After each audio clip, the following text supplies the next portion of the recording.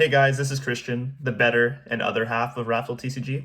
Just wanted to come at you guys with a green deck profile. I've pretty much exclusively played Captain Kid since the beginning of December with varying success, so just wanted to take you through my profile, talk about some changes you can make depending on your local's meta, and yeah, without further ado, let's go right into it.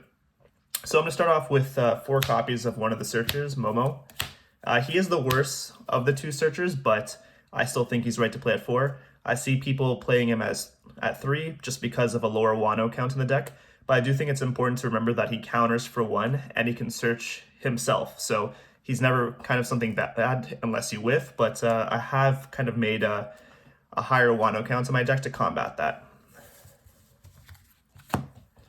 Next up, 4 copies of Bonnie. This is undisputed. She's probably one of the best cards in the deck. She searches not only the main targets, but helps you get on your curve by searching not only 3 costs, 5 costs, 7 costs, and higher. You kind of want to protect her. I see a lot of people just putting her out and using her and letting her get taken off the board immediately after. But if you can use her more than twice, you're already in a good spot. Not to mention, again, she can search herself and counters for 1. Next, we have 4 copies of Veggie. He's a chump blocker. He does his job. Again, searchable, so just something to play as low cost and get it out on the board to protect your Bonnie or not take a life early on. Next, 4 copies of Apu. He has no board presence. He's only played just because he's a 2K counter and he's searchable, but mandatory nonetheless. Green doesn't really have too many great 2K counters, so anything that's searchable and 2K, definitely decent to play.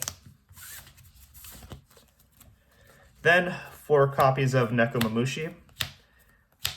I think this is becoming more popular in green as we go further into the meta, just because, you know, resting a lower blocker and getting in for life, or being able to take out a 3 cost or 2 cost that's on the board.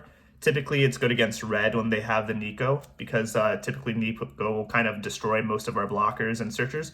So if you can rest the Nico, swing in with the lead, it really destroys some of the problems that green can have early on.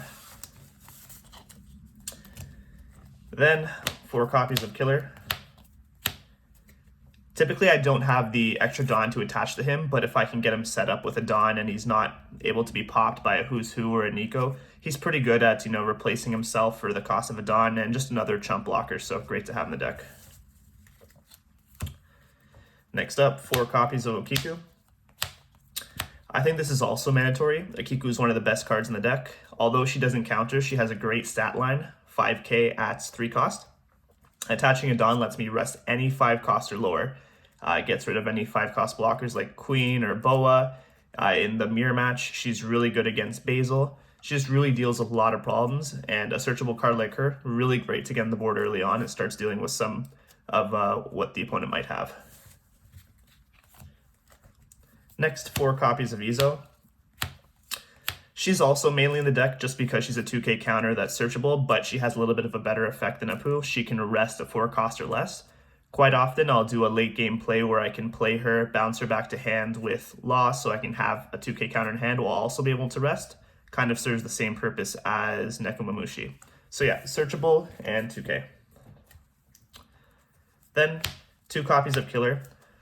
He's not the best card. He deals with Nikos and Zoros if they're on the board. You can kind of bait out some counters in hand and then play him to get rid of the pop. His trigger effects are right. If you hit it on life early, sometimes he'll deal with the card, but the problem is that he can only pop cards that are rested. So just the 2 of to make some Zoro plays. And lastly, 1 copy of Raizo. I've considered bumping this up a little bit higher. Sometimes green's early curve, if you don't see Nukiku, it's actually not so bad to get him out. If you can protect him and keep drawing every turn, it's infinite resources. A lot of people won't deal with him just because he's not the greatest card and requires you to have another rested. But I just play 1 to round out the deck and give Momo a few more search targets. Next up, 2 copies of Basil Hawkins. Absolutely mandatory. I've considered bumping him up to 3. I think green's hardest matchup is green. And this card not only deals with a majority of the problem cards, like the 8-drop Kid. You can swing into Kid. If they block with another blocker, you swing in again, add some more Dawn. You can also swing into Kid and just make them waste their whole hand. He's great. As I learn more and more about the game, I find that not only is it great to swing twice, but sometimes you can just swing once, restand himself, and some decks just won't have an out to a 5 cost or a 5 cost 6k that early in the game. So definitely a mandatory to have. Next, 4 copies of Law. I see people playing anywhere between 2 and 4. I think 4 is the right number, just because of the plays you can make with bouncing certain cards. Sometimes you don't have a protector for or a blocker for your Bonnie. You can use a Bonnie effect, bounce her back to hand, then summon a Neko Mamushi or play Enokiku, something with higher cost. He recycles your resources, and he has pretty good stats for a 5 cost blocker. Next, something I've been testing out, 2 copies of Yamato.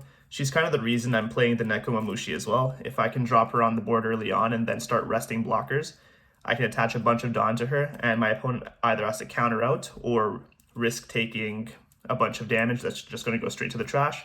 So I'm either taking a bunch of cards out of their hand or ripping them straight from their life pile to the trash.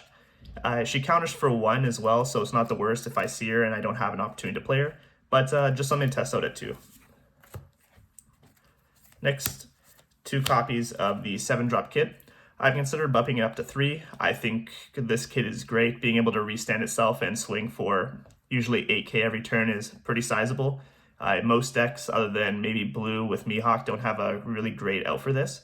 So getting it out and keeping it on every turn, you don't always have to block with it. You can keep it as just a high cost beater, but having the option to block as well and it being searchable is great. And then the big problem card in the deck that everyone hates dealing with, the 8-drop Kid. I used to play 4 of these just to see it more often, but I found he kind of clogs the hand, and you dig through your deck enough with the 2 searchers that you'll see him quite often enough. He's great. I don't like to play him. I don't have a way to defend him. If I don't have a second blocker or I don't have the counters in hand, he's not too great to drop because I'm not swinging much that turn. But if I can defend this guy, he pretty much ends turns for my opponents. And if he stays on the board for that 1 turn, I'm pretty much assuring myself that I win the next. Lastly, 3 copies of Paradise Waterfall. I wasn't a big fan of events early on in the game. I don't think that the trigger is great. KOing a rested character at 4 costs or less isn't bad if they have it, but I'd rather see this in my hand. For example, I can make a 7-drop Kid, I can swing with it, restand it, block, then I can counter with this and restand it again. So I can get 2 blocks of the same card, or I can make it so a card like Basil Hawkins that's already swung twice has another way to restand itself, so I have a little bit of protection. So yeah, that's my entire list. If you guys have any questions, be sure to put them in the comments and I'll get back to you with any sort of ideas I have regarding it. But yeah, make sure to like and subscribe and join the Discord. Thanks, guys.